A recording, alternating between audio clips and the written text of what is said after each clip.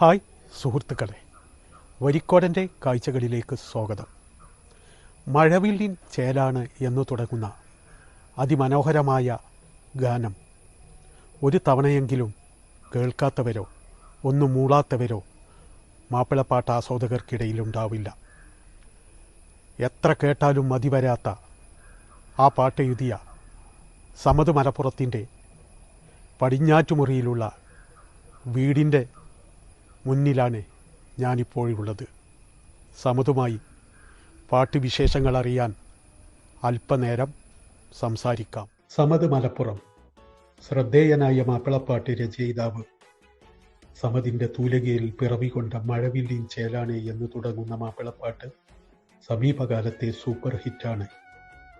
പ്രശസ്ത ഗായകരായ കണ്ണൂർ ഷെരീഫും ഫാസില ബാനുവും ചേർന്ന് ആലപിച്ച ഈ പാട്ട് സോഷ്യൽ മീഡിയ പ്ലാറ്റ്ഫോമുകളിൽ മില്യൺ കണക്കിനാളുകളാണ് കണ്ടും കേട്ടും ആസ്വദിച്ചത്.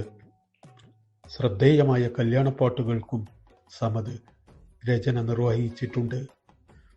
മുസ്ലിം, ക്രിസ്ത്യൻ ഭക്തിഗാനങ്ങളും അനുസ്മരണ ഗാനങ്ങളും കാമ്പുള്ള കവിതകളുമായി സമദിൻ്റെ തൂലികയിൽ നിന്നും ഇതിനകം 1500ഓളം രചനകളാണ് പിറവികൊണ്ടത്. വൃദ്ധസദനങ്ങളിലേക്ക് തള്ളപ്പെട്ട വയോധികരെ കുറിച്ച് എഴുതിയ ഇരുൾ വീട് എന്ന കവിതയ്ക്ക് സമദിന് 3 അവാർഡുകൾ ലഭിച്ചിട്ടുണ്ട്. പാട്ടെഴുതുന്ന പോലെ പാട്ടുപാടാനും സമദ് മിടുക്കനാണ്. കല്യാണ വീടുകളെ സംഗീത സാന്ദ്രമാക്കുന്ന എസ് ബാൻഡ് ഗാനമേള സംഘത്തിന് സമദ് നേതൃത്വം നൽകുന്നു. സമദ് രചന നിർവഹിച്ച ശ്രദ്ധേയമായ ഒത്തിരി ഗാനങ്ങൾ റിലീസിനായി കാത്തിരിക്കുകയാണ്.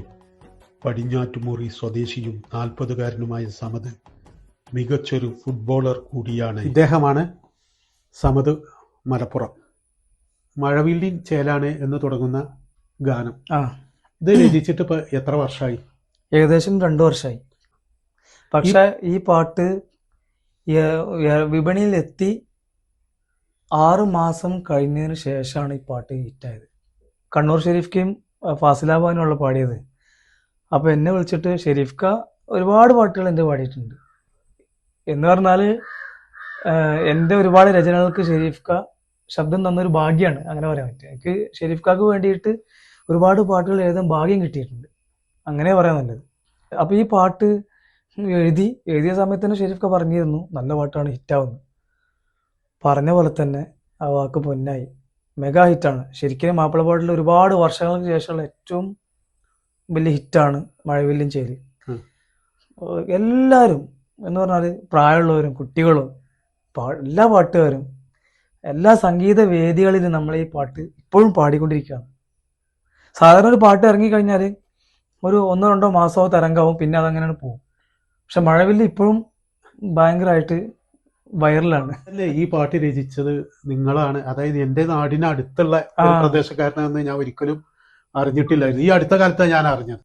ഷെരീഫ് ഖാന്റെ ഗാനമേളകളില് നിങ്ങൾ സാന്നിധ്യം സദസ്സിലുണ്ടെങ്കിൽ സ്റ്റേജിക്ക് നിങ്ങളെ പരിചയപ്പെടുത്താൻ വേണ്ടി വിളിക്കലുണ്ട്. അതേ കുറിച്ച് എന്താ പറയാനുള്ളത്? ഭയങ്കര സന്തോഷമാണ്. കാരണം ശരിക്കും ഞാൻ എപ്പോഴും പറയലുണ്ട്. ഇപ്പൊ ഈ അടുത്ത് പത്രത്തിലൊക്കെ വന്ന വാർത്തയിലും അവരോട് ഞാൻ പറഞ്ഞിരുന്നു. കാരണം സംഗീത വഴിയിൽ എനിക്ക് ഒരുപാട് പ്രചോദനവും പ്രോത്സാഹനം തരുന്ന വ്യക്തി ഷെരീഫ്ക്കാണ്. കാരണം നമ്മളെ അപാകതകൾ എന്ന് പറഞ്ഞാൽ പാട്ടിൽ ഇപ്പം എന്തെങ്കിലും അപാകത ഉണ്ട് ചൂണ്ടി കാണിച്ചു തരും. പിന്നെ നല്ലതാണെങ്കിൽ അടിപൊളിയായിട്ടാന്ന് പറയും, പോസിറ്റീവായിട്ട് നല്ല എനർജി തരും ഷെരീഫ് ഖാൻ. അപ്പോൾ ഷെരീഫ് ഖാൻ്റെ പ്രോഗ്രാം എന്ന് പറഞ്ഞാൽ ആയിരക്കണക്കിന് ആസ്വാദകരുണ്ടാവുമല്ലോ. ആ വേദിയിലേക്ക് നമ്മൾ വിളിക്കുമ്പോൾ ആളുകൾ കൈ വിട്ടുമല്ലോ. അപ്പോൾ ആ വേദിയിലേക്ക് ഇങ്ങനെ ചെല്ലുന്ന ആ സമയത്തുള്ള ഫീൽ ഉണ്ടല്ലോ, അത് അനുഭവിച്ചറിയണം. കാരണം ഭയങ്കര സന്തോഷമാണ്. സമദ് മലപ്പുറമാണ്. നിരവധി ഗാനങ്ങൾ അദ്ദേഹം എഴുതിയിട്ടുണ്ട്, ഞാൻ പാടിയിട്ടുണ്ട്, ഒരുപാട് ഗായകർ പാടിയിട്ടുണ്ട്. അദ്ദേഹത്തെ വേദിയിലേക്ക് ക്ഷണിക്കുക. നല്ലൊരു ഗായിക.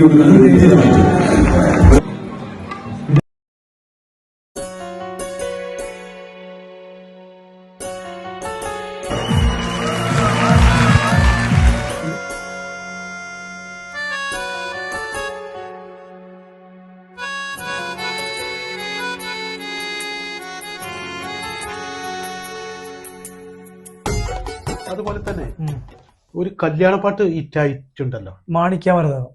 കല്യാണപ്പാട്ട് മരതകം. ഷെരീഫ് കല്യാണ പാട്ട് എന്ന് തന്നെയാണ് ആ ശരി, ആൽബത്തിന്റെ പേര്. അല്ലേ? ആ.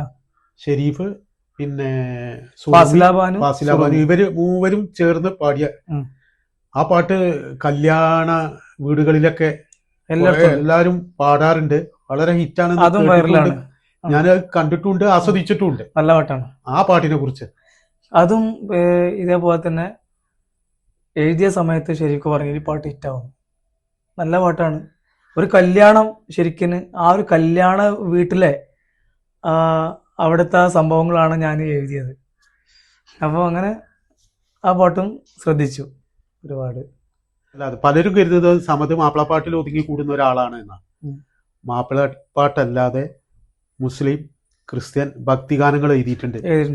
അനുസ്മരണ ഗാനങ്ങൾ, ശിഹാബ്ദങ്ങളെ കുറിച്ചൊക്കെ അനുസ്മരണ ഗാനങ്ങൾ. ശിഹാബ്ദങ്ങള് പിന്നെ മരിച്ചിട്ട് മരണപ്പെട്ട് ആദ്യം വിപണിയിൽ ഇറങ്ങിയ 10 പാട്ടുകൾ ഞാൻ എഴുതിയ പാട്ട്. ആദ്യമായി വിപണിയിൽ ഇറങ്ങിയ 10 പാട്ടുകൾ. കവിതാ രചനയും ഉണ്ട് കേട്ടിട്ടുണ്ട്. ഒരു കവിതക്ക് അത് ആലപിച്ചിട്ടുള്ളത് ആലാപനം കണ്ണൂർ ഷെരീഫാണ്. അതിന് 2 or 3 അവാർഡ് കിട്ടിയിട്ടുണ്ട്.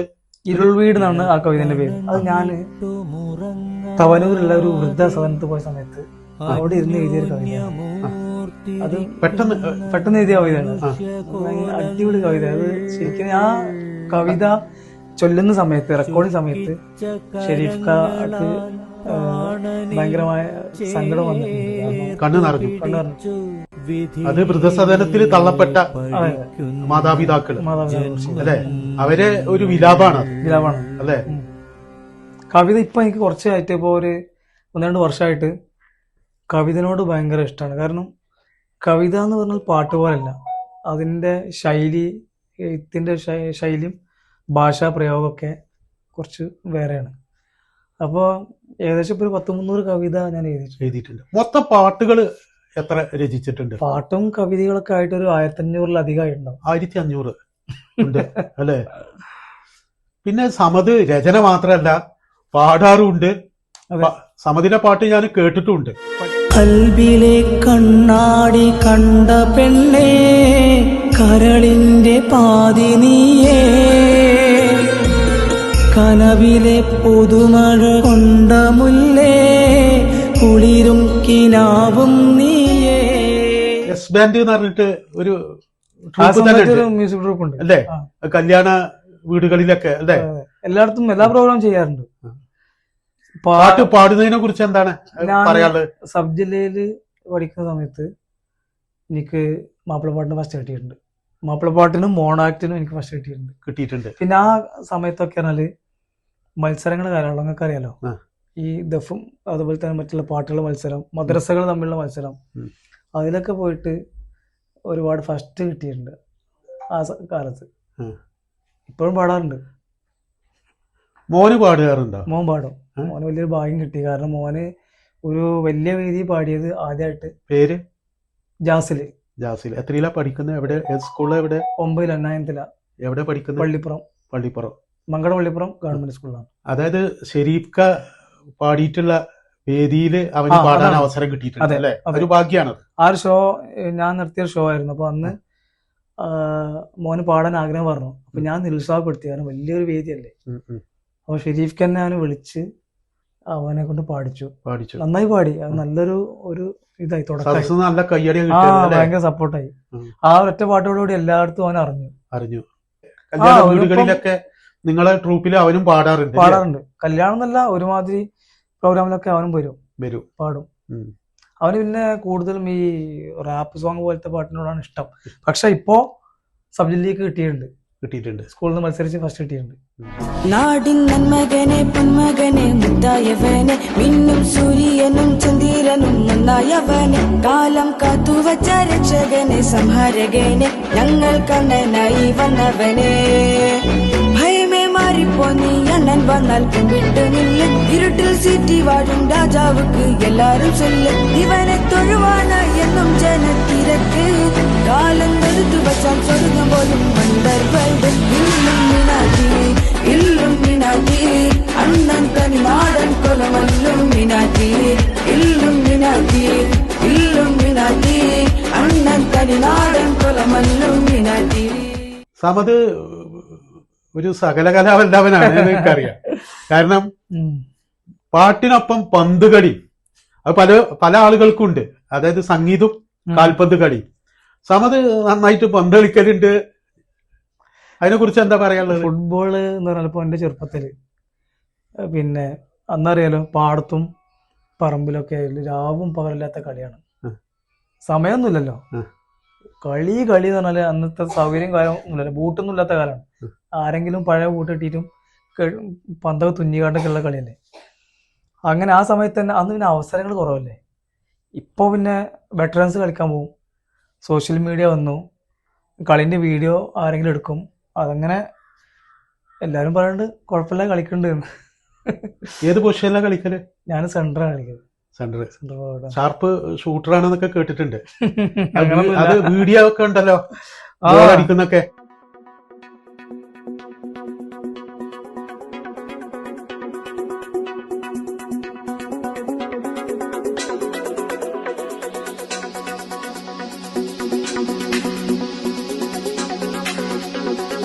ഇവിടെ നാട്ടില് ഏത് ടീമിനാ കളിക്കല്? നാട്ടിൽ ഞാന് ഇപ്പം നമ്മളെ നാട്ടിലത്തെ ടീമിന് കളിച്ചിട്ടുണ്ട്, കൊറേ ടീമിന് കളിച്ചിട്ടുണ്ട്. അപ്പം അൽബൈത്ത് ഗ്രൂപ്പിന് കളിച്ചിട്ടുണ്ട്. അങ്ങനെ നമ്മളെ ബാവന്റെ ബാവന്റെ ഗൾഫിലൊക്കെ ടീം ഉണ്ടായില്ല. അത് വലിയൊരു അംഗീകാരമായി തോന്നി. കാരണം ബാവ കളിച്ചിട്ട് പൊന്നുള്ളി കളിപ്പിച്ചു. ഒരിക്കലേ ഒരു വേദിയില് നിങ്ങളെ പരിചയപ്പെടുത്തുമ്പോ കണ്ണൂർ ഷെരീഫ് പറയുന്നുണ്ട്, അല്ല ഈ പന്ത് കളിയും ഈ പാട്ടയത്ത് എങ്ങനെയാണ് യോജിച്ചു പോകുന്നത് എനിക്ക് തന്നെ അറിയില്ല എന്നുള്ളത്. ഷെരീഫ് ഒരു സമയത്ത് നന്നായി ഫുട്ബോൾ കളിച്ച ആളായിരുന്നു ഒരു സമയത്ത്. പിന്നെ ഈ പാട്ടുകാരനായതോട് കൂടിയിട്ട് അടച്ചു വിട്ട്. അപ്പൊ ഷെരീഫ് ഫുട്ബോൾ ഭയങ്കര ഇഷ്ടമാണ്, എന്നെ നന്നായി പ്രോത്സാഹിപ്പിക്കും. ഞാൻ കളിന്റെ വീഡിയോ ഒക്കെ അയച്ചു കൊടുത്താല് എനിക്ക് നന്നായിട്ട് പോസിറ്റീവായിട്ടുള്ള മറുപടി തരും. അത് എനിക്ക് ഭയങ്കര സന്തോഷമാണ്. അങ്ങനെ ഉണ്ടല്ലോ. നിങ്ങൾ ഷെരീഫ് ഖാനായിട്ട് ഭയങ്കര അടുപ്പുണ്ട് എന്ന് പറയുന്നുണ്ടല്ലോ. ഷെരീഫ് ഖാൻ ഈ വീട്ടിൽ വന്നിട്ടുണ്ടോ? ഒരുപാട് പ്രാവശ്യം വന്നിട്ടുണ്ട്. കുടുംബത്തിനെ കുറിച്ച്? കുടുംബം ഞാന്, വൈഫിന്റെ പേര് നുവൈറാണ്. മക്കൾ എത്ര? 2 മക്കളാണ്. പേര്? വലിയ മോന് 9 പഠിക്കണ്, പേര് ജാസിൽ എന്നാണ്. നേരത്തെ പരിചയപ്പെടുത്തി. ചെറിയ മോന് 5 വയസ്സ്, LKG വിദ്യാർത്ഥിയാണ്, ഇഷാൽ. അതെ. പിന്നെ മാതാപിതാക്കള്? ബാപ്പല്ല, ബാപ്പ ചെറുപ്പത്തില് മരിച്ചു പോയിട്ടുണ്ട്. പിന്നെ ഉമ്മ, പേര്? ഉമ്മാന്റെ പേര് ആസിയ. അല്ലെ? പെങ്ങളുണ്ട്, ടീച്ചറാണ്, ഫാത്തിമ. വേറെന്താ പിന്നെ പറയാനുള്ളത്? വേറൊന്നുമില്ല. ഇനിയിപ്പം പുതിയ പാട്ട് ഇറങ്ങുന്നുണ്ട്. സമതിന്റെ വീട് പടിഞ്ഞാറ്റുമുറി. ഇപ്പൊ ഈ സ്ഥലത്തിന് എന്താ പറയാല്? ഇങ്ങോട്ട് പടിഞ്ഞാറ്റുമുറി വെസ്റ്റ് എന്ന് പറയാം. ഒരു കണ്ടിട്ടുണ്ടെങ്കിൽ ഗ്രാമപ്രദേശമാണ്. ഒരു 4 മലന്റെ ഇടയിലാണ് നമ്മുടെ വീട്. മലമ്പ്രദേശമാണ് ഇവിടെ. ഈ അന്തരീക്ഷം പാട്ട് എഴുതാന്, കവിത എഴുതാനൊക്കെ നല്ലതാണ് അല്ലെ? മുന്നിലൊരു തോട് ഒഴുകി പോകുന്നുണ്ട്. പിന്നെ തെങ്ങും കവുങ്ങും വാഴയും, അങ്ങനെ നല്ലൊരു അന്തരീക്ഷമാണ് പാട്ടയത്തിന് അല്ലേ? പിന്നെ 50 മീറ്റർ അപ്പുറത്തൊരു പുഴയുണ്ട്. പാട്ടയത്തൊക്കെ എപ്പോഴാണ്? രാത്രിയാണ്. രാത്രി? പകല് എഴുതൂല. ഇല്ല. പകല് എഴുതാൻ എഴുതാൻ കഴിയില്ല. അർദ്ധരാത്രി എഴുത്ത് അല്ലേ? അപ്പൊ പാട്ട് അങ്ങനെ വരും. അപ്പോഴെ എഴുതിയാലേ പാട്ട് എഴുതാൻ കഴിയുള്ളൂ. പാട്ട് ഇങ്ങനെ മുന്നേ വരികൾ ഇങ്ങനെ മനസ്സിൽ കരുതലാണ്, അത് ഇരിക്കുമ്പോൾ അങ്ങനെ ഇല്ല. ഇപ്പൊ നമ്മളിപ്പോ പാട്ട് എഴുതണം എന്ന് വിചാരിച്ചാല് ഇപ്പം ഒരു പുതിയ പാട്ട് ഇറങ്ങുന്നുണ്ട്. ഷെരീഫ്ക്കും ഷേദോ അശോകാണ് പാടിയുള്ളത്. നല്ല പാട്ടാണ്. അപ്പൊ ആ പാട്ട് ഇതേമാതിരി രാത്രി ഒരു ദിവസം എന്റെ മനസ്സിലിങ്ങനെ എഴുതണമെന്നുണ്ടായിരുന്നു ഒരു പാട്ട്. അങ്ങനെ ഒരു മനസ്സിൽ ട്യൂണൊക്കെ ഉണ്ടായിരുന്നു. അപ്പൊ ആ ട്യൂൺ ഞാൻ മൊബൈലിൽ റെക്കോർഡ് വെച്ചിരുന്നു. ഒരു ദിവസം രാത്രി ഇരുന്നിട്ട് ഇപ്പൊ എഴുതാന്ന് തോന്നി, അങ്ങ് ഇരുന്ന് എഴുതിയ പാട്ടാണ്. അപ്പൊ എല്ലാ പാട്ടും അങ്ങനെ തന്നെ, കവിത ആയാലും പാട്ടായാലും രാത്രിയാണ് എഴുതുക. ഇനിയിപ്പോ വരാനിരിക്കുന്ന പുറത്തിറങ്ങാനുള്ള പാട്ടുകൾ ഉണ്ടല്ലോ, അതേക്കുറിച്ച്? കലാലയ കാലം എന്നാണ് ആൽബത്തിന്റെ പേര്. അത് അല്ലയിലുള്ള ജിലേബ് പ്രൊഡക്ഷൻ ആണ് ഇത് ഇറക്കുന്നത്. റെക്കോർഡിംഗ് ഒക്കെ കഴിഞ്ഞു. എന്റെ പ്രിയ സുഹൃത്ത് ജലാൽ പെരുമ്പാവൂർ എന്ന് പറഞ്ഞ ഒരാളാണ് അത് പ്രൊഡ്യൂസ് ചെയ്യുന്നത്. പ്രിയ സുഹൃത്താണ്. ഒരുപാട് കാര്യം നല്ലൊരു പാട്ട് ചെയ്യണം എന്ന് പറഞ്ഞ നടക്കിയാണ് ഷെരീഫ് ഖാനെ കൊണ്ട്. അപ്പൊ ആ പാട്ട് അതാണ് നേരത്തെ പറഞ്ഞത്, ഷെരീഫ്ക്കും ശ്വേത അശോകാണ് പാടിയുള്ള പാട്ട്. റെക്കോർഡിങ് കഴിഞ്ഞു, മിക്സിങ് കഴിഞ്ഞു. ഇനി വീഡിയോ റെക്കോർഡിംഗ് അത് ഷെരീഫ് ഖാൻ്റെത് കണ്ണൂരിന്ന് ഷെരീഫ് ഖാൻ സ്വന്തം സ്റ്റുഡിയോ ചെയ്തു. ശ്വേത പാടിയത് കൊച്ചി M Lounge എന്ന് പറഞ്ഞ സ്റ്റുഡിയോ ആണ്. മിക്സിങ് കഴിഞ്ഞു, ഇനിയിപ്പോ ഷൂട്ട് ചെയ്യാൻ മാത്രമേ ഉള്ളൂ. ഉള്ളു. അടുത്തിറങ്ങും. വേറെ ഗാനങ്ങളുണ്ടോ?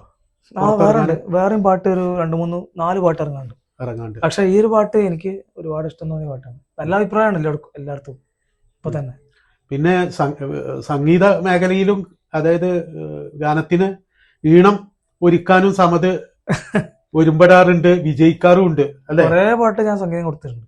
പാട്ടിന് ഇപ്പൊ ഇറങ്ങാനുള്ള പുതിയ പാട്ടിനും നമ്മൾ സംഗീതമാണ്. ഈ കലാലയ കാലം അല്ലെ, കാലം അതിന്റെ സംഗീതം സമതാണ് അല്ലെ? രജനി സംഗീതം അല്ലെ? ഏതായാലും ഈ പാട്ടയത്തില് ഒരു മികച്ച ഭാവി ഇനിയും ഉണ്ടാവട്ടെ. അതായത് ഇപ്പൊ നല്ല രീതിയിലാണ് മുന്നോട്ട് പോകുന്നത്, ഇനിയും മുന്നോട്ട് പോകട്ടെ. അതിന് ദൈവത്തിന്റെ അനുഗ്രഹം ഉണ്ടാവട്ടെ. Thank you.